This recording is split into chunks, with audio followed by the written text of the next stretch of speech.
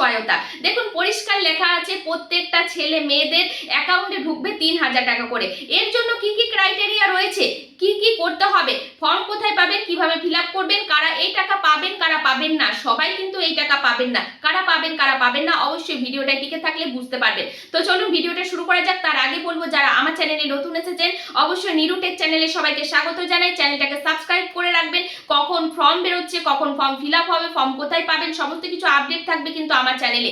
Officially update যেটুকু আছে আপাতত আজকে জানানোর চেষ্টা করছি আপনাদেরকে যে দেখুন 9 তারিখে শপথ গ্রহণ করেছিল মাননীয় মুখ্যমন্ত্রী শুভেন্দু অধিকারী এবং সেই ব্রিগেড ময়দানেই তিনি কিন্তু ঘোষণা করেছিলেন, কিছু প্রকল্প স্টার্ট করার ঘোষণা করেছিলেন। তার মধ্যে অন্যতম হচ্ছে অন্নপূর্ণা ভান্ডার, যেটা কিন্তু মহিলারা কিন্তু আর্থিক সহায়তা 3,000 টাকা করে পাচ্ছে।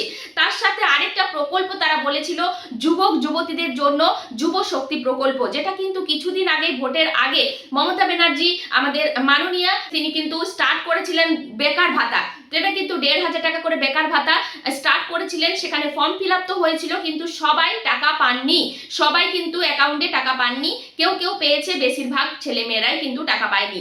এবার অনেকের প্রশ্ন, দিদি ভাই আমরা অ্যাপ্লাই করেছিলাম, আমরা পাচ্ছিলাম, যারা পাচ্ছিলেন তারা কি আবার অ্যাপ্লাই করবেন? সমস্ত প্রশ্নের উত্তর দেবো আজকের ভিডিওর মধ্যে। দেখুন যারা অ্যাপ্লাই করেছিলেন তাদেরকে আবারও অ্যাপ্লাই করতে হবে, কারণ সেই ফর্মে ছিল অনেক ভুল।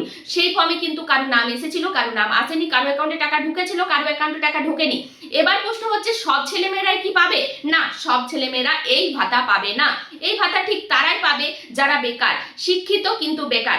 ব্রিগেড ময়দান বিজেপির নতুন মুখ্যমন্ত্রী শুভেন্দু অধিকারী কিন্তু সেখানে ঘোষণা করেছেন বেকার ভাতা বেকার ছেলেমেয়েরা পাবে, যতদিন তারা বেকার থাকবে তারাই কিন্তু ততদিন আর্থিক সহায়তা পাবে।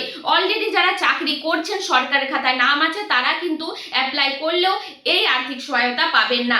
যারা বেকার তারাই কিন্তু এই আর্থিক সহায়তা পাবে, যতদিন না তারা কোনো চাকরি আপনাকে দিতে পারছে ততদিন কিন্তু তারা আর্থিক সহায়তা আপনাকে দেবে।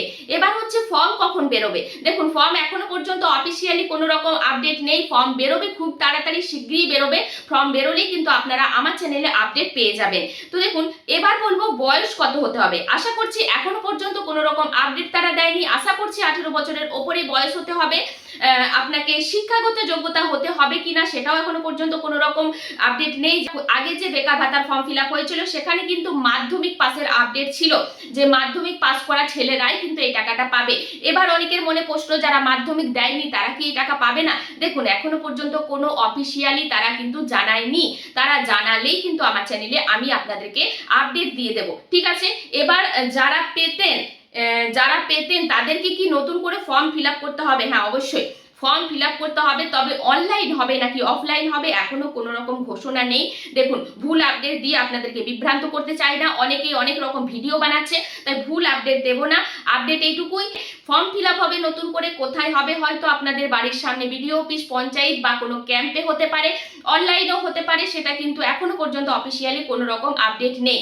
তো এই ছিল পুরো ভিডিওটা বেশি বেশি শেয়ার করে দেবেন। প্রত্যেকটা ছেলে মেয়েরা কমেন্ট বক্সে জানিয়ে যাবেন যে আপনারা বেকার ভাতা পাচ্ছিলেন নাকি পাননি, অবশ্যই কমেন্ট করবেন। কারা কারা বেকার ভাতা পাচ্ছিলেন, কত মাস পেয়েছেন, অবশ্যই কমেন্ট করে জানাতে ভুলবেন না। তো চলুন দেখা হবে নেক্সট ভিডিওতে, ততক্ষণ ভালো থাকবেন, সুস্থ থাকবেন, নমস্কার।